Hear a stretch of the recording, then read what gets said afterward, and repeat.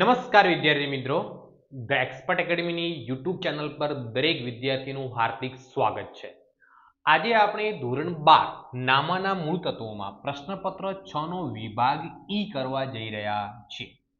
વિભાગ ઈ ની વાત કરીએ તો વિભાગ ઈ બોર્ડની પરીક્ષામાં 24 ગુણનું પૂછાય છે.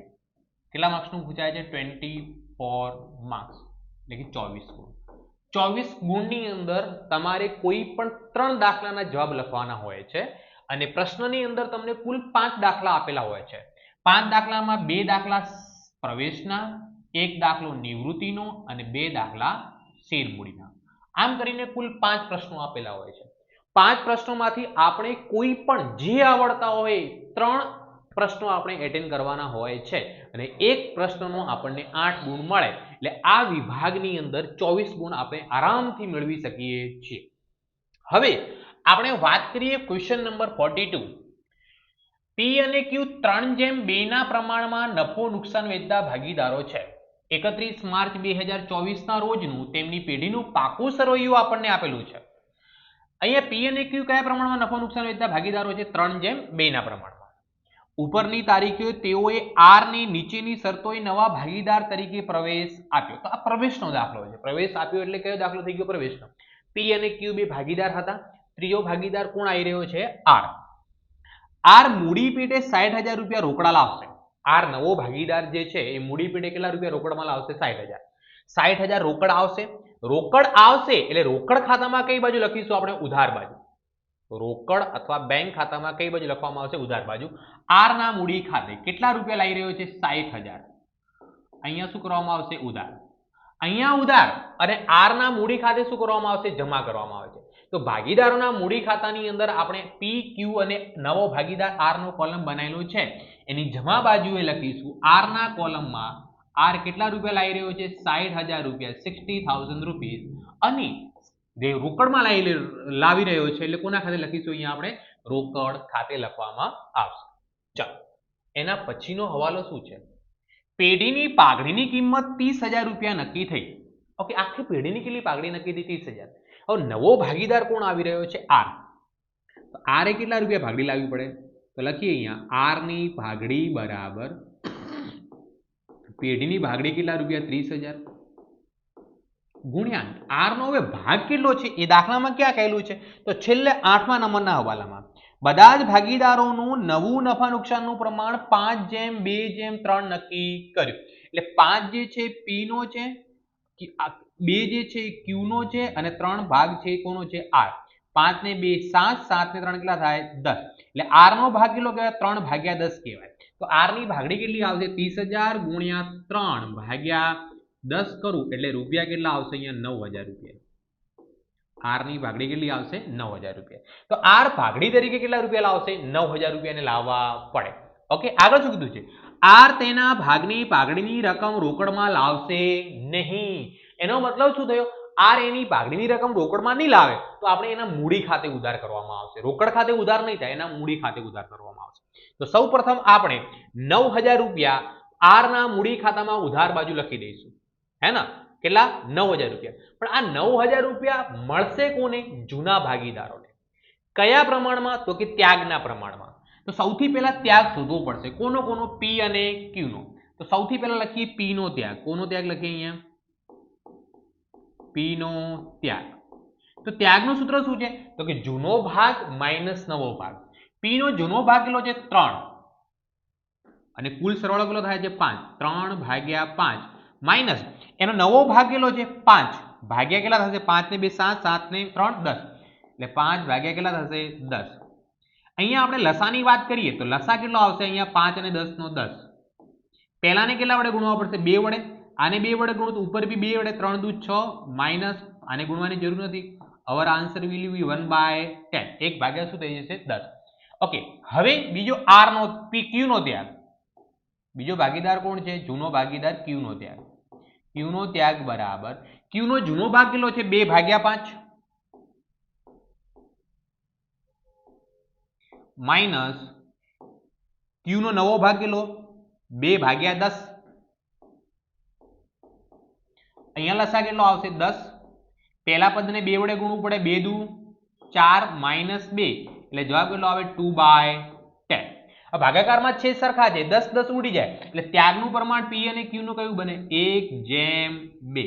કયું બનશે અહીંયા 1/2. ચાલો તો આ 9,000 રૂપિયા નવા ભાગીદારની પાઘડી છે એ જૂના ભાગીદારોને ત્યાગના પ્રમાણમાં મળે. કયા પ્રમાણમાં? ત્યાગના પ્રમાણે, એટલે 1/2 ના પ્રમાણમાં. 9,000 ને જો આપણે 1/2 ના પ્રમાણમાં વેચીએ એટલે 3,000 ને 6,000 ભાગ આવે. કેટલો? 3,000 ને 6,000. તો આપણે આર ના મૂડી ખાતે 9,000 રૂપિયા ઉધાર કરવાના, કેમ કે આર પાઘડી પેટે રોકડમાં પૈસા નથી લાવતો, તેના મૂડી ખાતે આપણે ઉધાર કરીશું. તો મૂડી ખાતામાં ઉધાર બાજુ એની અંદરથી જુઓ 9,000 લાવશે, એની અંદર 3,000 રૂપિયા પહેલા ભાગીદારને આપવામાં આવશે, એટલે કે પી ને આપવામાં આવશે. 3,000 રૂપિયા કોને આપવામાં આવશે? પી ને. અહીંયા લખી દઈએ 3,000 રૂપિયા. અને 6,000 રૂપિયા કોને આપવામાં આવશે? આર ને. એટલે બંને અલગ અલગ લખીએ. 3,000 ની સામે આપણે પી ના મૂડી ખાતે પાઘડી, 6,000 ની સામે આપણે ક્યુ ના મૂડી ખાતે શું લખવામાં આવશે? પાઘડી લખવામાં આવશે. અહીંયા ઉધાર છે, જૂના ભાગીદારોને મળશે, એટલે જૂના ભાગીદારોને કેટલા મળશે? પહેલા ભાગીદારને 3,000, પી ને 3,000. તો પી ના કોલમમાં આપણે 3,000 શું કરી દઈશું? જમા. અને ક્યુ ને કેટલા મળશે? 6,000. ક્યુ ના કોલમમાં 6,000 શું કરી દઈશું? જમા. સામે કોનું નામ કોણ આપશે? આર ની મૂડી ખાતે શું આપશે? પાઘડી આપશે. ચલો આગળ દાખલામાં શું કીધું છે? જમીન મકાનની કિંમત 90,000 ગણવી. જમીન મકાનની કિંમત કેટલી ગણવા નક્કી કરી? 90,000. તો દાખલાની અંદર આપણને જમીન મકાન 80,000 આપેલી છે. કેટલી આપેલી છે? 80,000. હવે નવી કિંમત કેટલી થઈ? 90,000. તો પાકા સરવૈયામાં મિલકત લેણા બાજુ જમીન મકાન આપણને આપેલી છે કેટલી? 80,000. 10,000 નો શું થઈ રહ્યો છે? વધારો. એનો મતલબ નવી કિંમત કેટલી થઈ ગઈ? 90,000. ચલો આ 10,000 નો વધારો થયો એટલે ફાયદો કહેવાય. તો આની ફાયદાની નોંધ ક્યાં કરીશું? પુનઃ મૂલ્યાંકન ખાતામાં જમા બાજુ. પુનઃ મૂલ્યાંકન ખાતે જમીન મકાન ખાતે કેટલા રૂપિયા લખવામાં આવશે? 10,000 રૂપિયા, 10,000 રૂપીસ. ચલો એના પછી દેવાદારો પર ગાલખાત અનામત 5% રાખવી. તો આપણને દાખલામાં દેવાદારો કેટલા આપેલા છે? 22,000 ના આપેલા છે. કેટલાના? 22,000. 22,000 ના આપણે 5% કરીશું. ચલો મિલકત લેણા બાજુ દેવાદારો આપણને કેટલા આપેલા છે? 22,000. 22,000 ના 5% કેટલા થાય? 1,100 થાય. કેટલા થાય? 1,100. જુઓ તમારી જોડે કેલ્ક્યુલેટર તો હોય જ છે, હે ને? 22,000 ગુણ્યા 5% એટલે 1,100. હવે 22,000 માંથી આપણે 1,100 શું કરી દેવાના? બાદ. આપણો જવાબ આવે 20,900. 20,900. ઓકે, ગાલખાત અનામત કેટલી ગણવામાં આવી? 1,100 રૂપિયા ગણવામાં આવી. ઓકે, પહેલા ગાલખાત અનામત આપણે કેટલી આપેલી હતી? 2,000 રૂપિયા. જુઓ પાકા સરવૈયામાં પહેલા ગાલખાત અનામત કેટલી આપેલી હતી? 2,000. હવે કેટલી નક્કી હતી? 1,100. એટલે 900 રૂપિયાનો ઘટાડો થાય છે. ઓકે, હવે ગાલખાત અનામતમાં ઘટાડો થવાથી ફાયદો થાય. કેટલા રૂપિયાનો? 900 રૂપિયાનો. જુઓ જૂની કેટલી આપેલી છે? 2,000 માઇનસ નવી કેટલી નક્કી થઈ? 1,100. એટલે 900 રૂપિયાનો ફાયદો થઈ રહ્યો છે. એ કોના ખાતે લખવામાં આવશે? ગાલખાત અનામત ખાતે લખવામાં આવશે. ચલો એના પછી સ્ટોકની કિંમતમાં 400 ઘટાડો કરવો. તો આપણને સ્ટોક કેટલો આપેલો છે? જોઈ લો. સ્ટોકની કિંમત 36,000 રૂપિયા છે. કેટલા રૂપિયા? 36,000. તો સ્ટોકની કિંમતમાં 400 રૂપિયાનો ઘટાડો કરવાનો. પાકા સરવૈયામાં મિલકત લેણા બાજુ સ્ટોકની કિંમત આપણને આપેલી કેટલી? 36,000 માઇનસ 400 રૂપિયા ઘટાડો કરીએ એટલે જવાબ કેટલો આવે? અહીંયા 35,600 રૂપિયા. 400 રૂપિયા ઘટાડો થવાથી નુકસાન થઈ રહ્યું છે. નુકસાન થાય એટલે પુનઃ મૂલ્યાંકનમાં કઈ બાજુ લખીશું આપણે? ઉધાર બાજુ. સ્ટોક ખાતે કેટલા રૂપિયા લખવામાં આવશે? અહીંયા 400 રૂપિયા. ચલો લેણદારોને 500 ચૂકવવાના નથી. તો આપણને લેણદારો કેટલા આપેલા છે? જુઓ 22,000 ના આપેલા છે. તો પાકા સરવૈયામાં મિલકત લેણા બાજુ લેણદારો આપણને કેટલા આપેલા છે? 22,000 ના. એમાંથી 500 નથી ચૂકવવાના. તો કેટલા ચૂકવવા પડશે? હવે 21,500. તો આ તો ફાયદો થયો. શું થયો? ફાયદો. ફાયદો પુનઃ મૂલ્યાંકનમાં કઈ બાજુ લખવામાં આવશે? જમા બાજુ લખવામાં આવશે. લેણદારો ખાતે કેટલા રૂપિયા નહીં ચૂકવવા પડે? 500. તો લેણદારો ખાતે કેટલી રકમ લખીશું? અહીંયા 500 રૂપિયા. એના પછી આપણને બધા જ ભાગીદારોનું નવા નફા નુકસાનના પ્રમાણ પરથી આપણે ત્યાગનું પ્રમાણ શોધી લીધું છે. ઉપરની માહિતી પરથી પેઢીના જરૂરી ખાતા નક્કી કરો, પ્રવેશ બાદનું પાકો સરવૈયું તૈયાર કરો અને પાઘડી અંગેની જરૂરી આમ નોંધ આપો. તો સૌથી પહેલા જુઓ આપણે હવાલાની દરેક નોંધ થઈ ગઈ છે. હવે કોની નોંધ બાકી? જે પાકા સરવૈયામાં એન્ટ્રી લખવાની રહી ગઈ તે. જમીન મકાન લખાઈ ગયું, દેવાદારો લખાઈ ગયા, સ્ટોક લખાઈ ગયા, રોકડ કેટલી આપેલી છે? 4,000. તો રોકડનું તો આપણે ખાતું બનાવેલું છે. તો રોકડ ખાતામાં ઉધાર બાજુ બાકી આગળ લાવ્યા. કેટલા રૂપિયા લખવામાં આવશે?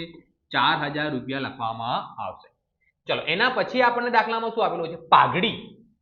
પાઘડી કેટલી આપેલી છે? 20,000 રૂપિયા. હવે જુઓ પાકા સરવૈયાની જે પાઘડી હોય જૂના ભાગીદારો વચ્ચે જૂના પ્રમાણમાં વેચાય. है ना। तो अहींया कयुं प्रमाण छे जूનું 3:2 तो 20,000 ने હું 3:2 ના પ્રમાણમાં વેચવા જાઉં તો 3 અને 2 નો સરવાળો 5 થાય તો 20,000 ભાગ્યા 5 કરવાથી જવાબ 4,000 આવે તો પહેલા ભાગીદારના ભાગે 4 તરી 12,000 બીજા ભાગીદારના ભાગે 8,000 ઓકે મૂડી ખાતામાં ઉધાર બાજુ 3:2 ના પ્રમાણમાં પાઘડી ખાતે પહેલા ભાગીદારના ખાતે કેટલા રૂપિયા આવશે 4 તરી 12,000 બીજા ભાગીદારના ભાગે કેટલા આવશે 4 દુ 8,000 એની અંદર ત્રીજા ભાગીદાર નવા ભાગીદારને કઈ ભાગ મળે નહીં ચલો હવે આપણે ચલો મિલકત લેણા બાજુ લખાઈ ગયું છે હવે મૂડી ખાતા મૂડી દેવામાં મૂડી ખાતા લખી દઈએ પી અને ક્યુ ના 70,000 ને 50,000 મૂડી ખાતામાં જમા બાજુ है ना बाकी આગળ લાગે કેટલા રૂપિયા પહેલા ભાગીદારના 70,000 બીજા ભાગીદારના કેટલા રૂપિયા 50,000 ત્રીજા ભાગીદારને એની અંદર ભાગ મળશે નહીં ચલો એના પછી આપણને શું આપેલું છે પ્રોવિડન્ટ ફંડ કેટલું આપેલું છે 18,000 રૂપિયા તો આપણે પાકા સરિયામાં મૂડી દેવા બાજુ પ્રોવિડન્ટ ફંડ કેટલું લખીશું 18,000 18,000 રૂપિયા આપેલું છે હવે જો આપણે હવાલાની દરેક નોંધ કરી દીધી છે સાથે સાથે આપણે પાકા સરિયાની જે એન્ટ્રીઓ બાકી હતી એની નોંધ પણ થઈ ગઈ છે હવે આપણે ફક્ત શું કરવાનું છે સરવાળો TOTAL તો સરવાળાની આપણે શરૂઆત પુનઃ મૂલ્યાંકન ખાતાથી કરીશું કયા ખાતાથી કરવામાં આવશે પુનઃ મૂલ્યાંકન ખાતાથી કરવામાં આવશે પુનઃ મૂલ્યાંકન ખાતાની જમા બાજુની વાત કરીએ તો 10,000 ની પહેલી એન્ટ્રી 900 અને 500 સરવાળો કેટલો થાય 11,400 રૂપિયા 11,400 આ બાજુ બી કેટલા લખવામાં આવશે 11,400 11,400 માંથી હું 400 બાદ કરું એટલે 11,000 રૂપિયા વધે એને શું કહેવાય મૂડી ખાતે નફો કહેવાય પુનઃ મૂલ્યાંકનનો નફો કયા પ્રમાણમાં વેચાય જૂના પ્રમાણમાં એટલે 3:2 ના પ્રમાણમાં વેચવામાં આવશે કયા પ્રમાણમાં વેચવામાં આવશે 3:2 ના પ્રમાણમાં 11,000 ને હું 3:2 ના પ્રમાણમાં વેચું તો 11,000 ભાગ્યા 5 ગુણ્યા 3 તો પહેલાના ભાગે કેટલા રૂપિયા આવે 6,600 રૂપિયા અને બીજાના ભાગે કેટલા રૂપિયા આવે 4,400 રૂપિયા એટલે કુલ થઈને કેટલા થઈ ગયા 11,000 રૂપિયા અહીંયા થઈ ગયા છે ચલો હવે આ નફો છે અહીંયા ઉધાર છે મૂડી ખાતે શું થશે જમા પહેલાના ભાગે કેટલા 6,600 રૂપિયા બીજાના ભાગે કેટલા 4,400 રૂપિયા ત્રીજા ભાગીદારને આની અંદર કંઈ ભાગ મળી શકે નહીં હવે આપણે ભાગીદારોના મૂડી ખાતાનો સરવાળો કરીશું સૌથી શરૂઆત પહેલા P થી કરીએ 70,000 ની એન્ટ્રી 3,000 ની એન્ટ્રી 6,600 ની એન્ટ્રી આ બાજુનો સરવાળો 79,600 અગણા 80,600 આ બાજુ બી કેટલા લખવામાં આવશે 79,600 અગણા 80,600 માંથી આપણે 12,000 બાદ કરીશું એટલે જવાબ આવશે 67,600 રૂપિયા બાકી આગળ લઈ ગયા 67,600 67,600 રૂપિયા હવે Q નો સરવાળો કરીએ Q ની પહેલી એન્ટ્રી 50,000 6,000 4,400 એટલે 60,400 રૂપિયા થાય છે કેટલા રૂપિયા 60,400 આ બાજુ બી કેટલા લખવામાં આવશે 60,400 60,400 માંથી આપણે 8,000 બાદ કરીએ એટલે જવાબ આવે 52,400 રૂપિયા હવે આપણે ત્રીજા ભાગીદાર જે નવો આવ્યો છે R નો સરવાળો કરીએ તો આ બાજુ કેટલા રૂપિયા આવે 60,000 રૂપિયાની મૂડી લાવી છે 60,000 માંથી આપણે 9,000 બાદ કરવા પડશે કેમ કે પાઘડી પેઢી અને રોકડમાં નથી લાયા એ બે એન્ટ્રી બાદ કરો એટલે કેટલા રૂપિયા વધે 51,000 રૂપિયાની આખાની મૂડી કહેવાશે કેટલી કહેવાશે 51,000 રૂપીસ ચલો હવે આ મૂડી ખાતાની એન્ટ્રી ક્યાં થાય પાકા સરવૈયામાં મૂડી દેવા બાજુ ક્યાં કરવામાં આવે પાકા સરવૈયામાં મૂડી દેવા બાજુ તો પાકા સરવૈયાની મૂડી દેવા બાજુ આપણે સૌથી પહેલા P ની કેટલી છે તો 67,600 67,600 Q ની કેટલી છે 52,400 અને ત્રીજા ભાગીદાર R ની કેટલી આવી છે 51,000 રૂપિયા 51,000 now total of the three partner capital ત્રણે ત્રણ ભાગીદારોની મૂડી ખાતાનો સરવાળો 67,600 52,400 વત્તા 51,000 એનો સરવાળો થાય 1,71,000 રૂપિયા 1,71,000 હવે આપણે રોકડ ખાતાનો સરવાળો કરીશું 4,000 ને 60,000 એટલે કેટલા થાય 64,000 રૂપિયા આ બાજુ બી કેટલા લખવામાં આવે 64,000 64,000 માંથી આપણે લખીશું બાકી આગળ લઈ ગયા કેટલા રૂપિયા 64,000 રૂપિયા આ રોકડ શિલ્લક કહેવાય રોકડ શિલ્લક આપણે મિલકત લેણા બાજુ લખવામાં આવશે રોકડ કેટલા રૂપિયા વધી છે 64,000 હવે ટોટલ કરવાનું આપણે પાકા સરવૈયાનો તો પાકા સરવૈયામાં સૌથી પહેલા મૂડી દેવાની વાત કરીએ તો પહેલી એન્ટ્રી 1,71,000 પ્લસ 21,500 પ્લસ 18,000 તો આનો સરવાળો થાય 2,10,500 2,10,500 મિલકત લેણા બાજુ કરીએ 90,000 20,900 35,600 અને 64,000 આનો સરવાળો બી 2,10,500 2,10,500 પાકા સરૈયામાં મિલકત લેણા બાજુ બંને બાજુનો સરવાળો સરખો થાય તો આપણને 8 ગુણ મળી જાય એવું સમજી લેવો. ચલો હવે નેક્સ્ટ ક્વેશ્ચન ઉપર જઈએ. Question number 43. પાસવી અને અનેરી આ ચોપડીનો જ દાખલો છે. પાસવી અને અનેરી 2:1 ના પ્રમાણમાં નફો નુકસાન વેચી લેતા એક પેઢીના ભાગીદારો છે. કયા પ્રમાણમાં? 2:1 ના પ્રમાણમાં. તારીખ 31 માર્ચ 2024 ના રોજ તેમની પેઢીનું પાકું સરવૈયું દાખલાની અંદર આપણને આપેલું છે. પહેલો જ સૌથી પહેલો હવાલો શું છે? તારીખ 1 એપ્રિલ 2024 ના રોજ તેઓએ હેન્સીને નવા ભાગીદાર તરીકે નીચેની શરતોએ દાખલ કરી. પહેલો, નવું નફા નુકસાનનું પ્રમાણ 3:4:2 રાખવું. હવે દાખલાની અંદર જુઓ, જૂનું નફા નુકસાનનું પ્રમાણ બી આપેલું છે, સાથે સાથે આપણને નવું નફા નુકસાનનું પ્રમાણ પણ આપેલું છે. તો સૌપ્રથમ પ્રવેશનો દાખલો છે, હે ને? પાસવી અને એની જે ભાગીદાર છે, નવો ભાગીદાર હેન્સી આવે છે એટલે પ્રવેશનો દાખલો છે. જ્યારે પ્રવેશનો દાખલો હોય તો સૌપ્રથમ ત્યાગનું પ્રમાણ શોધી લેવાનું. તો સૌથી પહેલા આપણે પાસવીનો ત્યાગ શોધી લઈએ. કોનો? પાસવીનો ત્યાગ. ત્યાગનું સૂત્ર શું છે? તો કે જૂનો ભાગ માઇનસ નવો ભાગ. પાસવીનો જૂનો ભાગ કેટલો છે? અહીંયા 2 ભાગ્યા 3 માઇનસ નવો ભાગ કેટલો મળ્યો આપણને? 3. 3 ને 4 7, 7 ને 2 9 એટલે 3 ભાગ્યા 9. અહીંયા આપણે લસા લેવા જઈએ 3 અને 9 નો કેટલો રહે? 9 રે. આને 3 વડે ગુણવા પડે તો ઉપર બી 3 વડે ગુણાય એટલે 2 તરી 6 માઇનસ 3 એટલે આનો જવાબ કેટલો આવે? 3/9. 3 ભાગ્યા 9. પછી બીજો ભાગીદાર કોણ છે? અનેરી. તો લખીએ આપણે અનેરીનો ત્યાગ. ચલો, તો અનેરીનો જૂનો ભાગ આપણને કેટલો આપેલો છે? અનેરીનો જૂનો ભાગ 1/3 છે. કેટલો છે? 1/3 માઇનસ એનો નવો ભાગ કેટલો છે? 4/9 4/9. અહીંયા લસા કેટલો આવશે? તો કે 9 આવશે. આને કેટલા વડે ગુણવા પડે? 3 વડે ગુણો. તો ઉપર બી 3 વડે ગુણાય 3 એકા 3. આને ગુણવાની જરૂર નથી. 3 માઇનસ 4 જાય એટલે માઇનસ 1/9. ઓકે, ત્યાગના સૂત્રનો ઉપયોગ કર્યો, જવાબ માઇનસમાં આવ્યો, એનો મતલબ એને શું કહેવાય? લાભ કહેવાય. એ ખાસ ધ્યાન રાખવાનું, હે ને? ત્યાગના સૂત્રનો ઉપયોગ કર્યો અને જવાબ આપણો 1/9 આવે, લાભ કહેવાય. એનો મતલબ પાસવીને ત્યાગ થઈ રહ્યો છે અને અનેરીને શું થઈ રહ્યો છે? લાભ થઈ રહ્યો છે. નવો ભાગીદાર જ્યારે બી ભાગડી લાવશે ફક્ત પાસવીને જ મળે, અનેરીને ન મળે, કેમ કે અનેરીને કોઈ પણ પ્રકારનો ત્યાગ થતો નથી અને લાભ થાય. ચલો આગળ જોઈએ. હેન્સી મૂડી તરીકે 40,000 રૂપિયા રોકડમાં લાવશે. હેન્સી મૂડી તરીકે કેટલા રૂપિયા લાવશે? 40,000 રૂપિયા. તો પહેલી એની નોંધ કરી દઈએ આપણે. હેન્સી મૂડી તરીકે 40,000 રૂપિયા લાવે તો રોકડ અને બેંક ખાતામાં ઉધાર બાજુ હેન્સીના મૂડી ખાતે કેટલા રૂપિયા લાવી રહી છે? 40,000 રૂપિયા. અહીંયા ઉધાર, હેન્સીના મૂડી ખાતે આપણે શું કરી દઈશું? જમા. તો ભાગીદારોના મૂડી ખાતામાં હેન્સીની અંદર લખીશું, હે ને? કેટલા રૂપિયા જમા કરવામાં આવશે? હેન્સીના કોલમમાં 40,000. સામે અહીંયા શું લખવામાં આવશે? રોકડ ખાતે, કેમ કે એ રોકડમાં લાવ્યા છે એટલા માટે. ચલો, એના પછી દાખલામાં શું કહેલું છે? લોન પર 1 વર્ષનું વ્યાજ ચૂકવવાનું બાકી છે. લોન પર કેટલું? 1 વર્ષનું. તો અહીંયા જુઓ, 10% લોન આપણને 35,000 આપેલી છે. કેટલા રૂપિયા? 35,000. તો આપણે મૂડી દેવા બાજુ 35,000 લોન લખીએ સૌથી પહેલા. જુઓ અહીંયા 10% લોન મૂડી દેવા બાજુ કેટલી લખવામાં આવશે? 35,000. આ 35,000 વ્યાજ ચૂકવવાનું બાકી આપણું દેવું કહેવાય, એટલે મૂડી દેવામાં જ લખાય ચૂકવવાનું બાકી વ્યાજ. કેટલા રૂપિયા આવે? જુઓ અહીંયા 35,000 ના 10%. આખા વર્ષનું કીધું છે આપણને, કોઈ મહિનાનું કીધું નથી. તો 35,000 ના 10% કરો એટલે જવાબ કેટલો આવશે આપણો? 3,500. આ વ્યાજ એ ધંધા માટે ખર્ચ થઈ ગયો. ખર્ચ હોવાથી એને પુનઃ મૂલ્યાંકન ખાતામાં કઈ બાજુ લખવામાં આવશે? ઉધાર બાજુ. લોન પર વ્યાજ ખાતે કેટલા રૂપિયા આવ્યા? 3,500. 3,500 રૂપિયા. ચલો, એના પછી દાખલામાં શું કીધું? પાસવીના અંગત ખર્ચના ચૂકવેલ 5,600 નફા નુકસાન ખાતે ઉધારેલ છે. તો અહીંયા પાસવીને જો આપણે અંગત ખર્ચના ચૂકવ્યા તો નફા નુકસાન ખાતે ઉધાર ના ગાય. એ નફા નુકસાન ખાતે જે ઉધાર કર્યું ખોટું કર્યું કહેવાય. તો આપણે નફા નુકસાન ખાતું તો બનાવેલું નથી, તો શું કરશું? પુનઃ મૂલ્યાંકન ખાતું એક પ્રકારનું નફા નુકસાન ખાતું જ ગણવામાં આવે છે. તો આપણે જે નફા નુકસાન ખાતે એમણે ઉધાર કર્યું છે એ ખોટું કર્યું છે. તો આપણે નફા નુકસાન ખાતે શું કરવા પડે? જમા કરવા પડે. પણ નફા નુકસાન ખાતું નથી, એની જગ્યાએ પુનઃ મૂલ્યાંકન ખાતું છે. તો પુનઃ મૂલ્યાંકન ખાતે આપણે જમા કરી દઈએ. કેટલી રકમ હતી? 5,600 રૂપિયા. કોનું હતું? આ પાસવીના હતા. પાસવી ઉપાડ કરેલો હતો. તો પાસવીના મૂડી ખાતે બીજી એન્ટ્રી થશે. તો અહીંયા જમા પાસવીનો ઉપાડ છે એટલે પાસવીના અહીંયા ખાતે કઈ બાજુ લખવામાં આવશે? ઉધાર બાજુ. કેટલા રૂપિયા? 5,600.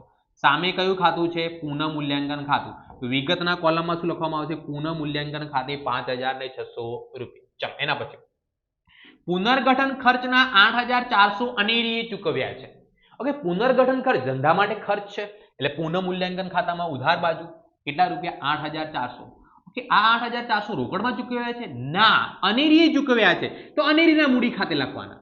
જો રોકડમાં ચૂકવ્યા તો રોકડ ખાતે લખ, પણ અહીંયા અનેરી ચૂકવ્યા છે તો અનેરીના મૂડી ખાતે લખવામાં આવશે. તો જમા કોના ખાતે કરવાના? અનેરીના મૂડી ખાતે કરવાના. તો ભાગીદારોના મૂડી ખાતામાં અનેરીનું આપણે ખાતું બનાવેલું છે એની અંદર જમા કરીશું 8,000 ને કેટલા રૂપિયા હતા? 400 રૂપિયા. અને સામે કયું ખાતું છે? પુનઃ મૂલ્યાંકન. એટલે વિગતના કોનામાં શું લખવામાં આવશે? પુનઃ મૂલ્યાંકન ખાતું. ચલો, એના પછી આપણને શું આપેલું છે? પાઘડીનું મૂલ્યાંકન 90,000 કરવામાં આવ્યું. ઓકે, તો હવે નવો ભાગીદાર કોણ આવી રહ્યો છે એ જુઓ, હેન્સી. હેન્સી એટલે અહીંયા એચ લખું, એચ ની ભાગડી. નવા ભાગીદારને કેટલા રૂપિયા ભાગડી લાવવી પડે? કુલ પેઢીની ભાગડી કેટલી નક્કી થઈ? 90,000 રૂપિયા ગુણ્યા હેન્સી નું પ્રમાણ કેટલું છે? 2/9, 2/9. 2/9 કરો એટલે જવાબ કેટલો આવશે? 20,000 રૂપિયા. એટલે નવા ભાગીદારે પાઘડી પેટે કેટલા રૂપિયા લાવવા પડે? 20,000 રૂપિયા લાવવા પડશે. ઓકે, હે ને, નવા ભાગીદારે પાઘડી પેટે કેટલા રૂપિયા લાવવા પડે? 20,000. પણ દાખલામાં હવે ક્યાંય કહેલું નથી કે નવો ભાગીદાર પાઘડીની પૈસા રોકડમાં લાવે છે, એવું ક્યાંય કહેલું નથી. તો શું કરશું આપણે? તો એના ખાતે ઉધાર કરવાના આપણે. કોના ખાતે? હેન્સીના ખાતે. કોના ખાતે ઉધાર થશે? અહીંયા હેન્સીના ખાતે ઉધાર કરવામાં આવશે. કેટલા રૂપિયા? 20,000 રૂપિયા. તો સૌ પ્રથમ આપણે હેન્સીના મૂડી ખાતાની અંદર ઉધાર બાજુ લખી દઈએ, હે ને. ઓકે, હવે જુઓ એક વસ્તુ તમારે ખાસ ધ્યાન રાખવાની છે.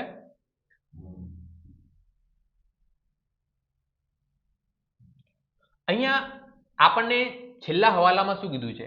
હેન્સીની મૂડીને પાયા તરીકે રાખવી, પાસવી અને અનેરીની મૂડી નવી પેઢીમાં નવા નફા નુકસાનમાં રાખવી અને જરૂરી હવાલા ભાગીદારોના ચાલુ ખાતામાં નાખવા. એટલે નવો ભાગીદારના પ્રવેશ પછી આપણે ચાલુ ખાતું બનાવવાનું છે. તો નવો ભાગીદાર હેન્સીની એન્ટ્રી થઈ ગઈ, તો હેન્સીની મૂડી સિવાયની એના ખાતાની એન્ટ્રી બધી ક્યાં થાય? ચાલુ ખાતામાં થાય. પણ હેન્સીનું આપણે ચાલુ ખાતું બનાવેલું નથી, મૂડી ખાતું જ બનાવેલું છે. તો હેન્સીના ચાલુ ખાતાની ડાયરેક્ટ એન્ટ્રી ઉધાર બાજુની આપણે પાકા સરિયામાં મિલકત લેણા બાજુ લખવામાં આવશે. હેન્સીના ચાલુ ખાતે હેન્સી કેટલા રૂપિયા લાવવાના છે? 20,000 રૂપિયા. એ રોકડમાં નથી લાવતી એટલે એના ખાતે શું થશે? ઉધાર. હવે હેન્સી જે પાઘડી લાવે એ કોને મળે? તો કે બાકીના ભાગીદારોને. કયા પ્રમાણમાં? તો કે ત્યાગના પ્રમાણમાં. ત્યાગની વાત કરીએ તો પાસવી ત્યાગ કરે છે, અનેરી તો ત્યાગ કરતી જ નથી. તો ફક્ત કોને મળશે? પાસવીને મળશે. તો 20,000 રૂપિયા પાસવીના ખાતે શું કરીશું? જમા. હે ને, પાસવીના ખાતે 20,000 રૂપિયા શું કરવામાં આવશે? જમા કરવામાં આવશે.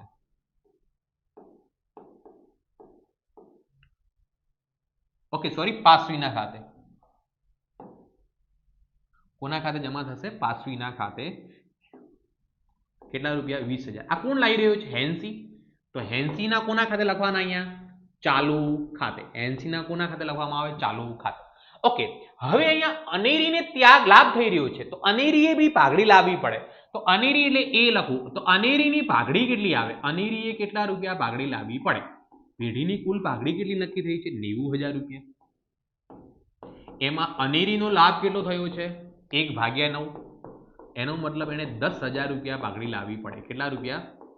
તો 10,000 રૂપિયા પાઘડી લાવવી પડે અનેરી. તો અનેરીના ખાતામાં 10,000 રૂપિયા આપણે ઉધાર કરીશું, હે ને. અનેરીના ખાતામાં આપણે 10,000 રૂપિયા શું કરવામાં આવશે? ઉધાર. આ પર પૈસા કોને મળે? જે ત્યાગ કરતો હોય એ. તો ત્યાગ તો અહીંયા ફક્ત પાસવી જ કરે છે તો પાસવીના મૂડી ખાતે લખવામાં આવે. અને પાસવીના મૂડી ખાતે 10,000 શું થઈ જાય? જમા. અને આ 10,000 કોણ આપી રહ્યો છે? એને અનેરી. એટલે અનેરીના મૂડી ખાતે લખવામાં આવશે. ચલો, હવે છેલ્લો હવાલો બાકી છે કે હેન્સીની મૂડીને પાયા તરીકે રાખી પાસવી અને અનેરીની મૂડી નવી પેઢીમાં નવા નફા નુકસાનના પ્રમાણમાં રાખવી અને જરૂરી હવાલા ભાગીદારોના કયા ખાતામાં નાખવા? ચાલુ ખાતામાં નાખવા. એ છેલ્લે કરીશું આપણે. હવે જે એન્ટ્રી બાકી રહી ગઈ છે તે સૌથી પહેલા મિલકત લેણાની વાત કરીએ તો પાઘડી જૂના ભાગીદારો વચ્ચે જૂના પ્રમાણ એટલે 2:1 ના પ્રમાણ વેચી દો. તો 21,000 ને જો 2:1 ના પ્રમાણ વેચવામાં આવે તો 14,000 ને 7,000 આવે. તો ભાગીદારોના મૂડી ખાતાની ઉધાર બાજુ પાઘડી ખાતે પહેલા ભાગીદારના ખાતે કેટલા રૂપિયા? 14,000. બીજા ભાગીદારના ખાતે કેટલા રૂપિયા? 7,000. ત્રીજા ભાગીદારને એને કંઈ મળે નહીં. એના પછી શું આપેલું છે જુઓ આપણને. મકાનના 1,40,000, ફર્નિચરના 28,000 રૂપિયા. ચલો અહીંયા લખી દઈએ. મકાનના કેટલા રૂપિયા? 1,40,000 મિલકત લેણા બાજુમાં અને ફર્નિચરના કેટલા રૂપિયા છે? 28,000 રૂપિયા, 28,000 રૂપિયા. ચલો એના પછી આપણને દાખલામાં શું આપેલું છે? સ્ટોક 18,200, દેવાદારો 16,800. સ્ટોક 18,200 અને દેવાદારો 16,800 રૂપિયા, 16,800 રૂપીસ. ચલો એના પછી દાખલામાં શું આપેલું છે? મિલકત લેણા બાજુ રોકડ. રોકડનું જ ખાતું બનાવેલું છે. તો રોકડ ખાતામાં આપણે ઉધાર બાજુ લખીશું, બાકી આગળ લાવ્યા. કેટલી રકમ આપેલી છે? 56,000, 56,000 રૂપિયા. કેટલા રૂપિયા આપેલી છે આપણને? 56,000. હવે મૂડી દેવા બાજુ. મૂડી દેવા બાજુ સૌપ્રથમ આપણે મૂડી લખી દઈએ 91,000 અને 84,000.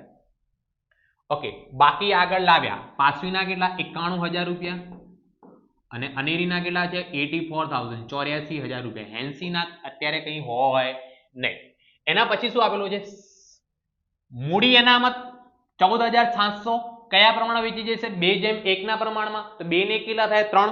તો 14,700 ભાગ્યા કેટલા રૂપિયા કરવામાં આવશે? 3 એટલે કેટલા આવે? 49. 4,900 ગુણ્યા 2 એટલે પહેલાના ભાગે 9,800 આવે અને બીજાના ભાગે 4,900. એના મૂડી અનામત ખાતે પહેલાના ભાગે કેટલા? 9,800 રૂપિયા અને બીજાના ભાગે કેટલા આવશે? 4,900. 14,700 રૂપિયાને આપણે 2:1 ના પ્રમાણમાં વેચી દીધા, જૂના પ્રમાણમાં વેચી દીધા. એના પછી કામદાર બચત ખાતા 7,000 ના, કારીગર નફા ભાગ ભંડોળ 8,400. આ જુઓ, આ કામદાર બચત ખાતા અને કારીગર નફા ભાગ ભંડોળ એ પેઢી માટે દેવું કહેવાય, એટલે ભાગીદારો વચ્ચે વેચી શકાય નહીં. એની એન્ટ્રી આપણે ક્યાં કરીશું? મૂડી દેવા બાજુ જ કરવામાં આવશે. 7,000 અને 8,400 રૂપિયા. ચલો 7,000 અને 8,400 રૂપિયા. કામદાર બચત ખાતા અને કારીગર નફા ભાગ ભંડોળ. એના પછી છેલ્લે શું આપેલું છે આપણને? જુઓ, 10% નોંધ લખાઈ ગઈ છે. લેણદારો 39,900. તો લેણદારોની એન્ટ્રી પણ ત્યાં જ થશે મૂડી દેવામાં. લેણદારો કેટલા રૂપિયા? 39,900, 39,900 રૂપિયા. હવે જુઓ, આ દાખલાની દરેક નોંધ થઈ ગઈ છે. હવે આપણે 1 by 1 સરવાળા કરવાના છે. સરવાળાની શરૂઆત આપણે પુનઃ મૂલ્યાંકન ખાતાથી કરીશું. પુનઃ મૂલ્યાંકનમાં ઉધાર બાજુનો સરવાળો વધારે દેખાય છે. 3500 વત્તા 8,400 એટલે કેટલા થાય? 11,900 રૂપિયા. આ બાજુ કેટલા લખાય? 11,900 રૂપિયા. 11,900 માંથી 5,600 બાદ કરું એટલે જવાબ આવે 6300 રૂપિયા. 6,300. ખોટ કહેવાય, વેચાઈ જાય. કયા પ્રમાણમાં? 2:1 ના પ્રમાણમાં. એટલે ભાગ્યા 3 કરું એટલે પહેલાના ભાગે પાસવીના ભાગે 2100 દુ 4200 અને અનેરીના ભાગે કેટલા આવશે? 2100 રૂપિયા. અહીંયા જમા છે, અહીંયા શું છે? જમા. તો મૂડી ખાતે શું થશે? ઉધાર. 4200 અને 2100 રૂપિયા. પુનઃ મૂલ્યાંકન ખાતાની ખોટ 4,200 અને 2100 રૂપિયા. ત્રીજા ભાગીદારને આની અંદર કંઈ મળી શકે નહીં. હવે આપણે હેન્સીનો સરવાળો કરીએ. હેન્સીનો જુઓ, આ બાજુ કેટલો સરવાળો થાય છે? 40,000 નવો ભાગીદાર જે આવ્યો છે એનો 40,000 રૂપિયા. તો અહીંયા બાકી આગળ લઈ ગયા કેટલા લખવામાં આવશે? 40,000 રૂપિયા લખવામાં આવશે. કેટલા રૂપિયા? 40,000. હવે છેલ્લા હવાલામાં શું કીધું છે કે હેન્સીની મૂડીને પાયા તરીકે રાખવી, પાસવી અને અનેરીની મૂડી નવી પેઢીમાં નવા નફા નુકસાનના પ્રમાણમાં રાખવી. તો નવા નફા નુકસાનનું પ્રમાણ એનું કહ્યું છે 3:4:2 છે. તો જુઓ અહીંયા નવા નફા નુકસાનનું પ્રમાણ લખવું છું અહીંયા 3:4:2. પાસવીનું 2 એ કેટલા છે? 40,000. 2 એ કેટલા? 40,000. તો પહેલા 40,000 ભાગ્યા 2 કરી દઉં એટલે 1 એ કેટલા આવે? 20,000. તો આના 4 છે તો 4 એ કેટલા થાય? તો 4 એની મૂડી 80,000 થશે. 2 એ 40,000 તો 4 એ કેટલા થાય? 80,000 અને 3 એ કેટલા થાય? તો કે 30,000 રૂપિયા. સોરી, 3 એ કેટલા થશે? 60,000 રૂપિયા. 3 એ કેટલા રૂપિયા આવશે? 60,000 રૂપીસ. 60,000 રૂપિયા. ઓકે, હવે આખરની બાકી મળી ગઈ. બાકી આગળ લાવ્યા એ મળી ગઈ. એ ક્યાં લખવામાં આવે? મૂડી દેવામાં. ચલો, પાસવીની કેટલી? તો કે 60,000 રૂપિયા. અનેરીની કેટલી આવી? તો કે 80,000 રૂપિયા. અને હેન્સીની કેટલી આવી? તો કે 40,000 રૂપિયા. ત્રણેયનો સરવાળો કેટલો? તો કે 1,80,000 રૂપિયા. 1,80,000. હવે જુઓ, મૂડી ખાતાનો સરવાળો કર્યા પહેલા આપણને પાસવી અને અનેરીની મૂડી મળી ગઈ. તો હવે તફાવતની રકમ ક્યાં નાખવી? એ દાખલામાં કહેલું હતું કે જરૂરી હવાલા ભાગીદારોના ચાલુ ખાતામાં નાખવા. તો હવે ભાગીદારોના મૂડી ખાતું બંધ કરતી વખતે જે પણ તફાવતની રકમ આવે એ ચાલુ ખાતે લઈ જવામાં આવશે. સૌથી પહેલા આપણે વાત કરીએ પાસવીની. કોની વાત કરીશું? પાસવીની. તો પાસવીનો કઈ બાજુનો સરવાળો વધારે દેખાય છે એ ચેક કરી દેવાનો. તો સૌથી પહેલા આપણે કરીએ, ચલો જમા બાજુનો સરવાળો 91,000 પ્લસ 10,000 પ્લસ 20,000 પ્લસ 9,800. આ બાજુ થાય છે 1,30,800 રૂપિયા. 1,30,800. કેટલા થાય છે 1,30,800. 1,30,800 માંથી આ રકમ બધી બાદ કરતું. પહેલી એન્ટ્રી 14,000 ની, બીજી 5600 ની, ત્રીજી 4200 ની અને એના પછી 60,000. એટલે 47,000 રૂપિયા વધે એ કોના ખાતે લખી દેવાના? ચાલુ ખાતે. 47,000 47,000 રૂપિયા કોના ખાતે લખવામાં આવશે? ચાલુ ખાતે લખવામાં આવશે 47,000. ચલો એના પછી આપણે શું કરીશું? તો એના પછી અનેરીનો સરવાળો. તો અનેરીને કઈ બાજુનો સરવાળો વધારે દેખાય છે? ઉધાર બાજુનો. સૌથી પહેલી એન્ટ્રી જુઓ 7,000 ની, બીજી એન્ટ્રી 10,000 ની, ત્રીજી એન્ટ્રી 2100 ની અને એના પછી 80,000. એ 99,000 ને 100 રૂપિયા સરવાળો થાય 99,100. આ બાજુ બી કેટલા લખવામાં આવે? 99,000 ને 100. 99,100 માંથી આપણે ઉધાર બાજુની પહેલી એન્ટ્રી 84,000, પછી 8,400 ની, પછી 4,900 ની બાદ કરીએ એટલે 1,800 રૂપિયા વધે. ચાલુ ખાતે કેટલા રૂપિયા વધે? એને 1,800 રૂપિયા. હવે ખાસ ધ્યાન રાખવાનું છે. સૌથી પહેલા વાત કરીએ પાસવી. પાસવીની જમા બાજુનો સરવાળો વધારે હતો એટલે જમા બાકી કહેવાય. કેટલી આવી છે? 47,000. તો મૂડી દેવા બાજુ લખાય. કઈ બાજુ લખાય? મૂડી દેવા બાજુ. પાકા સરિયામાં મૂડી દેવા બાજુ પાસવીનું ચાલુ ખાતું કેટલા રૂપિયા આવ્યું? 47,000. હવે અનેરીની વાત કરીએ તો અનેરીની અંદર ઉધાર બાજુનો સરવાળો વધારે હતો એટલે ઉધાર બાકી કહેવાય અને આ ઉધાર બાકી મિલકત લેણામાં લખાય. તો આપણે મિલકત લેણાની અંદર અનેરીની ચાલુ ખાતે કેટલા લખીશું? 1,800 રૂપિયા 1,800 રૂપિયા. હવે છેલ્લે આપણે રોકડ ખાતાનો સરવાળો કરવાનો છે. ઓકે, રોકડ ખાતાની અંદર 56,000 અને 40,000 એટલે કુલ કેટલા થશે? 96,000 96,000 રૂપિયા. અહીંયા બી કેટલા લખવામાં આવશે? 96,000 રૂપિયા. બાકી આગળ લઈ ગયા કેટલા લખવામાં આવશે? 96,000 રૂપિયા. એ આપણી મિલકત કહેવાય. તો મિલકત લેણા બાજુ રોકડ સિલક એટલે રોકડ ખાતે કેટલા લખવામાં આવશે? 96,000. દરેક નોંધ થઈ ગઈ છે, દરેક ટોટલ થઈ ગયું છે. હવે ફક્ત બાકી છે પાકા સરવાળાનો સરવાળો. સૌપ્રથમ આપણે મૂડી દેવા બાજુનો સરવાળો કરીએ. 1,80,000, 7,000, 8,400, 35,000, 39,900, 47,000 વત્તા છેલ્લે 3500 ની એન્ટ્રી એટલે સરવાળો થાય 3,20,800 રૂપિયા. કેટલા રૂપિયા સરવાળો થાય છે આનો?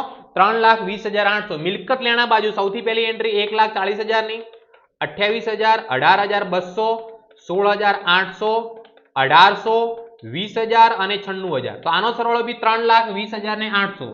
પાકા સરિયામાં બંને બાજુનો સરવાળો વધારે થયો એનો મતલબ શું થાય કે આપણો દાખલો સાચો છે અને આપણને આની અંદર 8 માંથી 8 ગુણ મળી જશે. નેક્સ્ટ ક્વેશ્ચન છે 44. માધવ, રાધા અને ગોપી 1/2, 1/3 અને 1/6 ભાગે નફો નુકસાન વેચતા ભાગીદારો છે. 31 માર્ચ 2023 ના રોજ તેમની પેઢીનું પાકું સરયું નીચે મુજબ હતું. ઓકે, આ દાખલાની શરૂઆત કરતા પહેલા તમને જણાવી દઉં છું કે હું અહીંયા દાખલા ગણાવીશ તો તમે ખાલી જોયા કરશો તો રિઝલ્ટ નહીં આવે. તમારે પણ આ દાખલા ગણવા પડશે. અને બીજી વસ્તુ, ધોરણ 12 ના વિદ્યાર્થીઓ માટે આપણે મોસ્ટ આઈએમપી બેચનું શરૂઆત થઈ ચૂકેલી છે. પણ જે પણ વિદ્યાર્થી મિત્રો જોડાવા માંગતા હોય તો તમને એક મોબાઈલ નંબર આપી દઉં 9737448382. આ નંબર પર તમે WhatsApp મેસેજ કરી અને ગ્રુપમાં જોડાઈ શકો છો.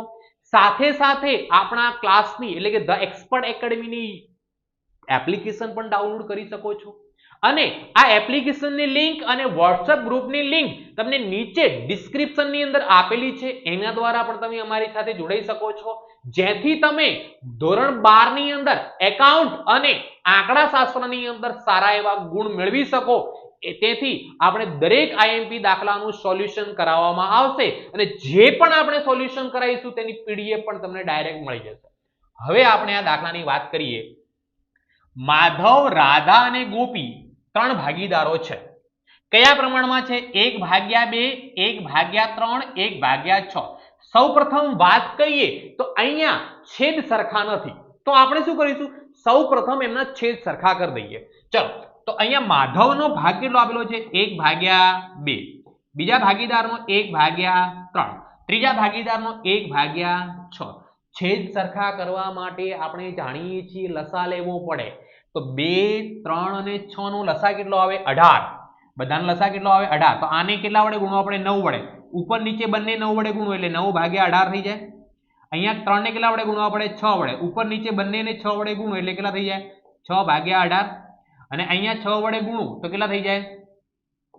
3/18. અથવા તો તમે બીજી રીતે જો કરવું હોય તો પણ શું કરી શકો? જુઓ, નીચે ભાગાકારમાં શું છે? 2, 3 અને 6. તો 2, 3 અને 6 નો લસા કેટલો આવશે? 6 આવશે. લસા કેટલો થશે? 6. ચલો આના ભાગાકારમાં 6 લાવવા 3 વડે ગુણવા પડે તો બંને ઉપર નીચે 3 6 થઈ જાય. 2 વડે ગુણો તો 2 6 થઈ જાય અને આને તો ગુણવાની જરૂર નથી એટલે કયું પ્રમાણ બને?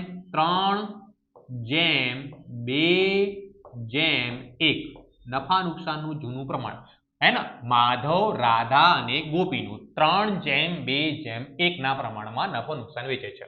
રાધા 1/4/2023 થી ભાગીદાર તરીકે નિવૃત્ત થાય. રાધા એટલે વચ્ચેનો ભાગીદાર નિવૃત્ત થઈ રહ્યો છે.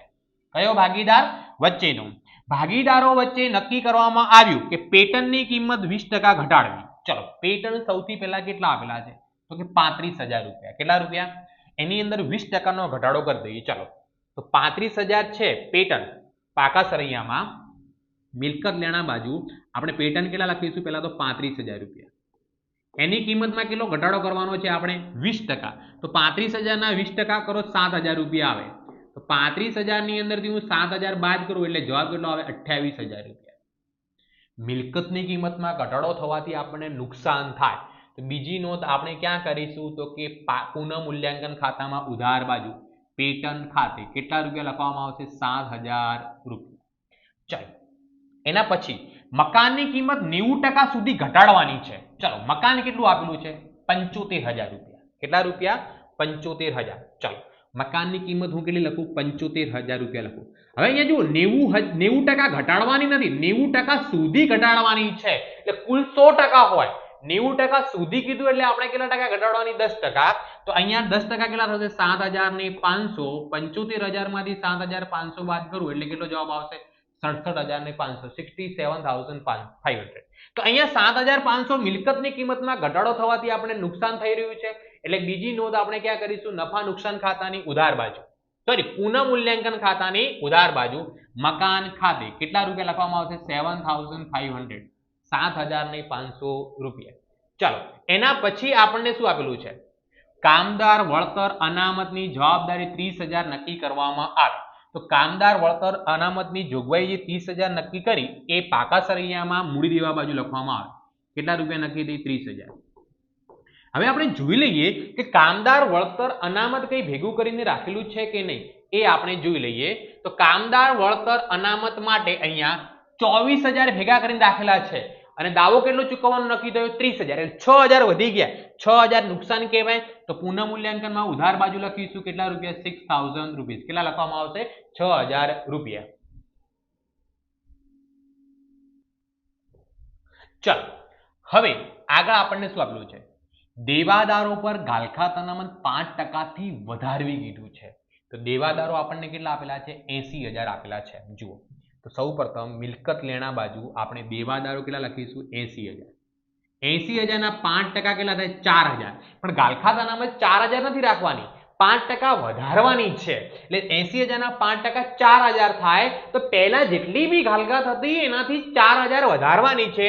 તો આપણને પહેલા ગાલખાત અનામત કેટલી આપેલી હતી? તો કે 5,000 આપેલી હતી. હવે હું 4,000 આની અંદર વધારવા જઉં તો 5 ને 4 કેટલા થઈ જશે?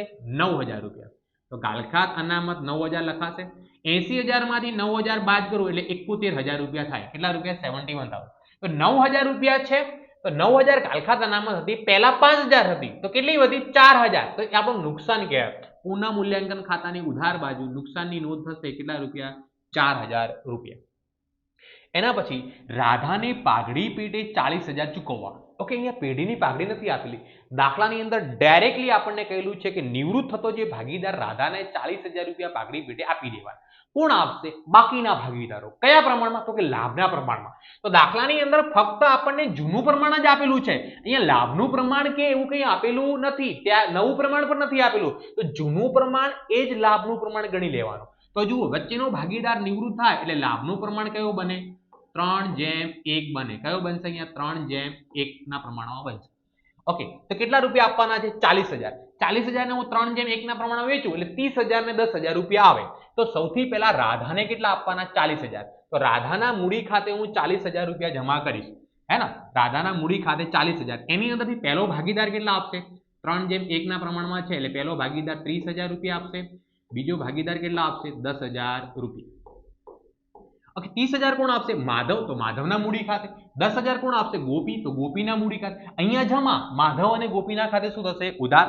તો માધવ કેટલા રૂપિયા આપશે પાઘડી પેટે? એને 30,000. તો માધવના ખાતે અહીંયા 30,000 ઉધાર અને ગોપીના ખાતે કેટલા ઉધાર કરવામાં આવશે? 10,000 રૂપિયા. રાધાની મૂડી ખાતે પાઘડી કેટલા રૂપિયા? 30,000 રૂપિયા. ચાલો એના પછી શું છે? અગાઉના વર્ષે માંડી વાળેલ ગાલખાતના 3,000 માંથી 500 રૂપિયા આપણને મળ્યા તો આપણી આવક થઈ ગઈ. ગાલખાત પરત કહેવાય. તો ગાલખાત પરત પુનઃ મૂલ્યાંકન ખાતામાં જમા બાજુ લખાય. કેટલા રૂપિયા મળે છે? 500 રૂપિયા. ઓકે, આવક થઈ ગઈ છે, રોકડ આપણી જોડે આવી ગયા છે. રોકડ ખાતામાં ઉધાર બાજુ ગાલખાત પરત ખાતે કેટલા રૂપિયા મળી રહ્યા છે? 500 રૂપિયા. ચાલો એના પછી આપણને શું આપેલું છે? રાધાને 5,000 રોકડા ચૂકવવા.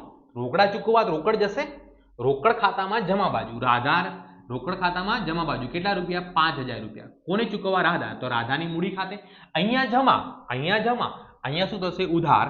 રોકડ ખાતે રાધાને કેટલા રૂપિયા આપી દેવાના? 5,000 રૂપિયા, 5,000 રૂપીસ. ચાલો એના પછી બાકીના રકમ બે સરખા વાર્ષિક હપ્તામાં 10% વ્યાજ સહિત ચૂકવવા પુનઃમૂલ્યાંકન ખાતું, ભાગીદારોના મૂડી ખાતું અને પાકું સરવૈયું તૈયાર કરો.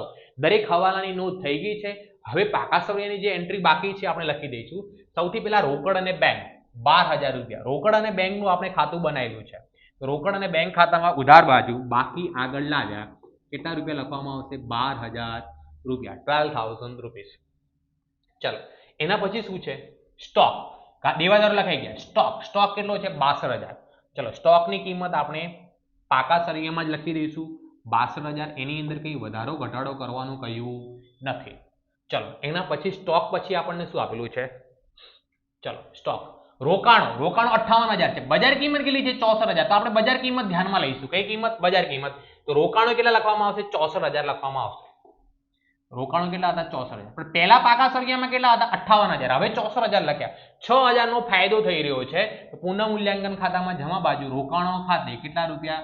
6,000 રૂપિયા. ચલો એના પછી પેટર્ન લખાઈ ગયું, મકાન લખી ગયું. જાહેરાત ઝુંબેશ કર 24,000 છે. ભાગીદારો વચ્ચે જૂના પ્રમાણમાં વેચાઈ જાય. 3:2:1 નું પ્રમાણ જૂનું. કયું? 3:2:1. તો 3 ને 2 5 ને કેટલા થાય? 6. 24,000 ભાગ્યા 6 કરું 4,000 રૂપિયા આવે. જાહેરાત ઝુંબેશ કાર્ય મિલકતો બાજુ છે એટલે ઉધાર બાજુ લખાશે. કઈ બાજુ લખાશે? ઉધાર બાજુ. કેટલા રૂપિયા આપેલા છે? 24,000. 24,000 ને આપણે 3:2:1 ના પ્રમાણમાં વેચવાના છે. કયા પ્રમાણમાં? 3:2:1 ના પ્રમાણમાં. 3 ને 2 5, 5 ને 6 એટલે 6 કરી એટલે 4,000 આવે. તો પહેલાના 4 કરી કેટલા? 12,000. બીજાના 4 દુ કેટલા? 8,000 અને ત્રીજામાં 4 એકા કેટલા? 4,000 રૂપિયા. જાહેરાત ઝુંબેશ ખર્ચ 12,000, 8,000 ને 4,000. ચલો મિલકત લેણા બાજુની બધી નોંધ થઈ ગઈ. હવે મૂડી બાજુ આવીએ. મૂડી બાજુ આપણે મૂડી લખી દઈએ. 1,36,000, 50,000 ને 54,000. 1,36,000. બીજા ભાગીદારની કેટલી? 50,000 અને ત્રીજા ભાગીદારની કેટલી આપેલી છે આપણને? 54,000, 54,000 રૂપિયા. ચલો એના પછી શું આપેલું છે આપણને? લેણદારોની કિંમત કેટલી છે? 50,000. મૂળ દેવામાં લખી દઈશું આપણે. હે ને પાકા સરવૈયામાં લેણદારો કેટલા રૂપિયા આપેલા છે? 50,000 રૂપિયા, 50,000 રૂપીસ. ચાલો એના પછી આપણે લેણદારો પછી શું આપેલું છે?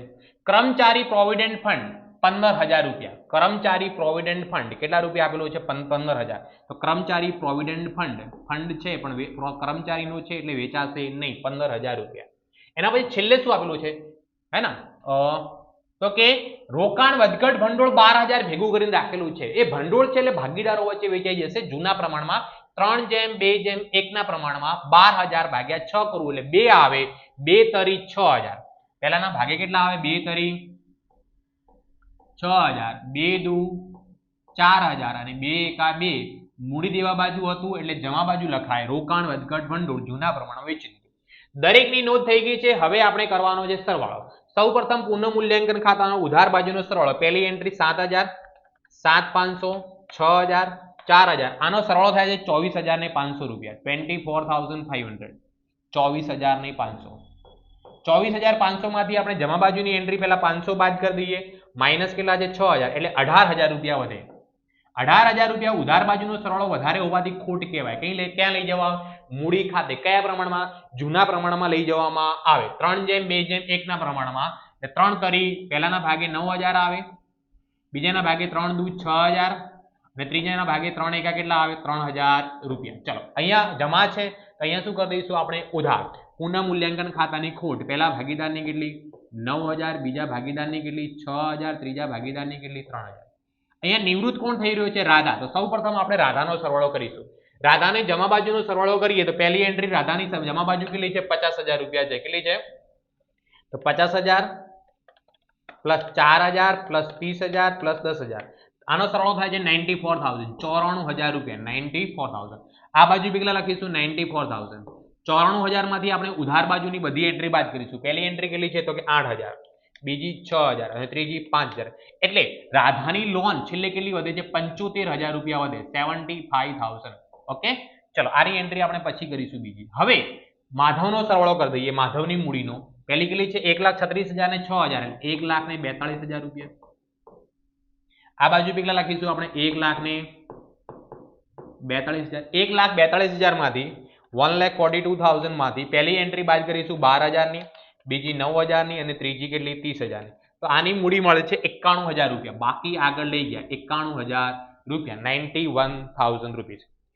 રાધાનો રાધાનો થઈ ગયો. ગોપીનો 54 ને 2 કેટલા રૂપિયા 56000. 54 ને 2 56. આ બાજુ કેટલા લખવામાં આવશે 56,000. હવે 56,000 માંથી આપણે સૌપ્રથમ બાદ કરીશું એન્ટ્રી ગઈ 3000 ની માઇનસ બીજી 10000 એટલે કેટલા વધે 43000 રૂપિયા વધે 43,000 રૂપીસ.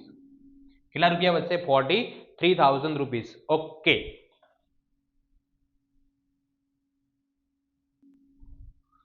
અહીંયા આપણે ફરીથી સરવાળો કરી. એક મિસ્ટેક થઈ ગઈ છે. અહીંયા જુઓ ટોટલ કેટલું છે 56000. 56000 માંથી પહેલી એન્ટ્રી કેટલી બાદ કરવાની 4000 માઇનસ બીજી એન્ટ્રી 3000 અને છેલ્લે કેટલા 10000 એટલે 39,000 વધે. કેટલા રૂપિયા વધશે અહીંયા 39,000 39,000 રૂપિયા. ઓકે હવે જુઓ માધવ અને રાધાની તો મૂડી ગોપીની મૂડી છે. માધવ અને ગોપી. માધવની કેટલી છે 91,000 રૂપિયા. ગોપીની કેટલી તો કે 39,000. આ બંને સરવાળો કેટલો થાય 1,30,000 રૂપિયા. અને જે નિવૃત્ત થતો ભાગીદાર છે રાધાની લોન કેટલી 75,000 એ આપણું દેવું કહેવાય. એટલે મૂડી દેવામાં લખવામાં આવે રાધાની લોન ખાતે કેટલા રૂપિયા 75,000 રૂપિયા. હવે આપણે રોકડ ખાતાનો સરવાળો કરીએ તો 12,000 વત્તા 500 એટલે 12,500. 12,500 માંથી હું 5,000 બાદ કરું એટલે બાકી આગળ લઈ ગયા કેટલા વધે 7,500 રૂપિયા. કેટલા રૂપિયા 7,500. એ આપણે રોકડ શિલ્લક કહેવાય. રોકડ અને બેંક ખાતે લખીશું કેટલા રૂપિયા 7,500. હવે બંને બાજુનો શું કરી દેવાનો સરવાળો. સરવાળાની શરૂઆત આપણે મૂડી દેવામાં કરીએ તો પહેલી એન્ટ્રી કેટલી છે 1,30,000 વત્તા 75,000 વત્તા 50,000 વત્તા 15,000 વત્તા 30,000 એટલે આનો સરવાળો એક્ઝેક્ટ 3 લાખ થાય છે. મૂડી દેવા બાજુ કેટલું થાય છે 3 લાખ. મિલકત લેણા બાજુ બી 3 લાખ હોવું જોઈએ. 28,000 67,500 64,000 71,000 7,500 અને છેલ્લે 62,000 રૂપિયા 62,000 રૂપીસ એટલે 3 લાખ. હે ને બંને બાજુનો સરવાળો સરખો થાય એટલે આપણો જવાબ શું કહેવાય સાચો કહેવાય. ઓકે હવે આપણે નેક્સ્ટ ક્વેશ્ચન છે શેર મૂડીના વ્યવહારો. દરેક વિદ્યાર્થીને મારી નમ્ર વિનંતી છે તમને કોઈ પણ પ્રકારનો ડાઉટ હોય કંઈ ખબર ન પડે તો કોમેન્ટ કરી શકો છો. વિડીયોને લાઈક કરો અને તમારા મિત્રો સુધી શેર પણ કરવાનું ભૂલતા નહીં. અને the expert academy YouTube channel short ટાઈમની અંદર ધોરણ 12 માટે આંકડાશાસ્ત્ર અને અંગ્રેજી વિષયનું સોલ્યુશન ગાલા એસાઇનમેન્ટનું મૂકવા જઈ રહી છે. The expert academy YouTube channel સૌપ્રથમ તમે સબસ્ક્રાઇબ પણ કરી દો. ઓકે ચલો હવે આપણે શેર મૂડીનો દાખલો છે 45 નંબરનો. પલાસ કંપની લિમિટેડે 2 લાખ ઇક્વિટી શેર દીઠ 10 ના લેખે જાહેર જનતા માટે બહાર પાડ્યા. કંપનીએ અરજી વખતે 3.5 રૂપિયા, મંજૂરી વખતે 4 અને પ્રથમ અને આખરી હપ્તા વખતે 2.5 રૂપિયા મંગાવવાનું નક્કી કર્યા હતા. જાહેર જનતા પાસેથી 2,30,000 ઇક્વિટી શેરની અરજીઓ મળી હતી જેમાં 30,000 ઇક્વિટી શેર અરજીઓ નામંજૂર કરી તેના પરથી રકમ અરજદારોને પરત કરી. હિત કે જેને 2500 શેરની અરજીઓ કરી હતી તેને અરજી સમયે 10 રૂપિયા લેખે પૂરેપૂરી રકમ મોકલી આપી. એડવાન્સમાં ભરી દીધા છે. કોણે? હિતે પૈસા. કંપનીએ તેના બધા શેર મંજૂર રાખ્યા હતા. જ્યારે પ્રીત કે જેને 1500 શેર મંજૂર કરવામાં આવ્યા હતા તેણે શેર મંજૂરી વખતે પ્રથમ અને આખરી હપ્તાની રકમ કંપનીને મોકલી આપી હતી.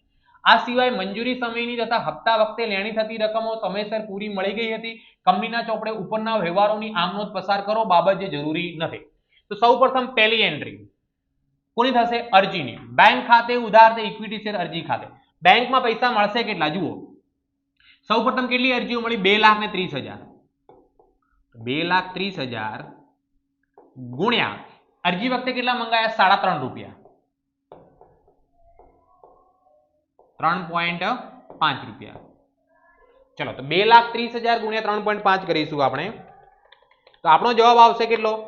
8,05,000. તો 8,05,000 અને બીજું શું મળશે? જુઓ અરજી વખતે શું છે, અહીંયા તમારે સમજવાનું છે કે આપણને હિત જોડે 2500 શેર છે, એને અરજી વખતે પૂરેપૂરા પૈસા મળી દીધા. તો અરજી વખતે આપણે 3.5 મંગાયા હતા, તો એને 10 રૂપિયા ભરી દીધા. એનો મતલબ એને અગાઉથી કેટલા ભર્યા? 10 રૂપિયા ભર્યા. અત્યારે મંગાયા આપણે કેટલા રૂપિયા? 3.5. એટલે એડવાન્સમાં એને 6.5 રૂપિયા મોકલી આપ્યા. કેટલા શેરના પૈસા છે? 2500. તો 2500 ગુણ્યા 6.5 એટલે કે 16,250 રૂપિયા આપણે એડવાન્સમાં મળી જશે. તો એનો મતલબ અહીંયા અરજી વખતે કેટલા મળશે? 2,30,000 ગુણ્યા 3.5 એટલે 8,05,000 વત્તા 16,250. અહીંયા મળશે 8,21,250 રૂપિયા. 8,21,250 જમા 8,21,250 ઉધાર કરવામાં આવશે બેંક ખાતે. ઉધાર તે ઇક્વિટી શેર અરજી ખાતે. અહીંયા જે જમા કર્યું બીજા નંબરની એન્ટ્રીમાં ઉધાર થઈ જશે. ઇક્વિટી શેર અરજી ખાતે કેટલા રૂપિયા? 8,21,200 રૂપિયા. તે ઇક્વિટી શેર મૂડી ખાતે બહાર પાડેલ શેર 2 લાખ ગુણ્યા 3.5. 2 લાખ ગુણ્યા 3.5 કરો એટલે 7 લાખ રૂપિયા આવે. કેટલા રૂપિયા? 7 લાખ. તે ઇક્વિટી શેર મંજૂરી ખાતે તે અગાઉથી મળેલ હપ્તા ખાતે અને તે કોના ખાતે? બેંક ખાતે. તો સૌપ્રથમ બેંક ખાતે કયા પૈસા લખી દેવાના જે પરત કરી રહ્યા છીએ? 30,000 ગુણ્યા, તો અહીંયા જુઓ 30,000 ની અરજીઓ વધારે મળી હતી, આપણે શું કરતી હતી? પરત. તો 30,000 ગુણ્યા કેટલા કરીશું આપણે? 3.5 એટલે 1,05,000 રૂપિયા પરત કેટલા કરવાના છે? 1,05,000. ચલો હવે આ ઇક્વિટી શેર મંજૂરી અને અગાઉથી મળેલ હપ્તા શું છે? તો અહીંયા જુઓ એક શેર હોલ્ડર જે હિત છે અને 2500 શેરના પૈસા આપણને મંજૂરી વખતના મોકલી આપ્યા. તો મંજૂરી વખતે આપણે કેટલા રૂપિયા મંગાયા હતા? તો મંજૂરી વખતે આપણે 4 રૂપિયા અને 2500 ગુણ્યા આખરી હપ્તાના બી પૈસા મોકલી આપ્યા અને આખરી હપ્તામાં કેટલા હતા? 2.5 રૂપિયા, 2.5. તો અહીંયાથી મંજૂરીમાં કેટલા જશે? 2500 ગુણ્યા 4 એટલે 10,000 રૂપિયા મંજૂરીમાં એડવાન્સમાં મળી ગયા અને પ્રથમ હપ્તાના 2500 ગુણ્યા 5 એટલે 6,250 રૂપિયા. કેટલા રૂપિયા? 6,250. અહીંયા કેટલા આવશે? 8,21,250 રૂપિયા. ચાલો ત્રીજા નંબરની એમનોંધ કોની થશે? ત્રીજી અને ચોથી મંજૂરીની. મંજૂરીમાં કેટલા રૂપિયા મંગાઈ રહ્યા છે આપણે? 4 રૂપિયા. 2 લાખ ગુણ્યા 4. તો ઇક્વિટી શેર મંજૂરી ખાતે આપણે કેટલા મંગાવવાના? 2 લાખ ગુણ્યા 4 એટલે કેટલા મળશે? અહીંયા 8 લાખ રૂપિયા મંગાવવામાં આવશે. કેટલા? ચાલો બેંક ખાતે મળશે કેટલા? જુઓ ખાસ ધ્યાન રાખવાનું છે. 8 લાખ રૂપિયા મંગાવ્યા. કેટલા? 8 લાખ. 8 લાખની અંદરથી હિત પૈસા ભરશે નહીં, કેમ કે હિતે તો ઓલરેડી 2500 શેરના પૈસા ભરી દીધા છે. તો મંજૂરીમાં કેટલા હતા એના? 10,000 રૂપિયા. તો આની અંદરથી 8 લાખમાંથી હું 10,000 શું કરતું? બાદ. અને મંજૂરી વખતે અહીંયા કહેલું હતું કે બીજો પ્રીત જે છે મંજૂર કરવામાં આવ્યા તેને શેર મંજૂરી વખતે પ્રથમ અને આખરી હપ્તાની રકમ ચૂકવી આપી. એટલે 1500 શેરના એ મંજૂરી વખતે આખરી હપ્તાના પૈસા ભરી દે છે. તો આખરી હપ્તાના કેટલા રૂપિયા છે? 2.5 રૂપિયા. તો 1500 ગુણ્યા 2.5 કરવામાં આવશે. તો અહીંયા 1500 ગુણ્યા 2.5 કરું એટલે 3,750 રૂપિયા. ચાલો તો જુઓ અહીંયા 8 લાખ પૈસા મંગાયા હતા, 10,000 નહીં મળે અને 3,750 એડવાન્સમાં મળશે. એ રકમ આવશે અહીંયા 7,93,750 રૂપિયા બેંક ખાતે આવશે. અને તે અગાઉથી મળેલ હપ્તા ખાતે ઉધાર પણ થશે. અહીંયા જુઓ અહીંયા અગાઉથી મળેલ હપ્તા ખાતે જે માઇનસ કર્યા એ અહીંયા ઉધાર કરી દેવાના. કેટલા માઇનસ કરેલ છે? તો કે 10,000 રૂપિયા. અને જે પ્લસ કરે એ જમા કરવાના. ઇક્વિટી શેર મંજૂરીના કેટલા? તો મંજૂરીના જમા 8 લાખ જ થશે. અને અહીંયા આપણે પ્લસ કેટલા કરેલા? 3,750 એ અહીંયા જમા કરી દેવાના. 3,750 રૂપિયા. હવે કોનો વારો આવશે? આખરી હપ્તાનો. આખરી હપ્તામાં કેટલા રૂપિયા મંગાયા આપણે જોઈ લઈએ. તો આખરી હપ્તામાં આપણે 2.5 રૂપિયા મંગાવવામાં આવ્યા. 2 લાખ ગુણ્યા 2.5 એ 5 લાખ રૂપિયા. તો ઇક્વિટી શેર પ્રથમ અને આખરી હપ્તા ખાતે કેટલા રૂપિયા લખવામાં આવશે? અહીંયા 5 લાખ. તે ઇક્વિટી શેર મૂડી ખાતે કેટલા લખવામાં આવશે? 5 લાખ. ઓકે, 5 લાખની અંદરથી આપણને બેંકમાં પૂરેપૂરી રકમ નહીં મળે, કેમ કે 2 શેર હોલ્ડરે ઓલરેડી પૈસા ભરી દીધા છે. તો આપણે 2 શેર હોલ્ડરની વાત કરીએ તો સૌથી પહેલો શેર હોલ્ડર હતો એના 6250 મળી ગયા છે અને બીજા શેર હોલ્ડરના 3750.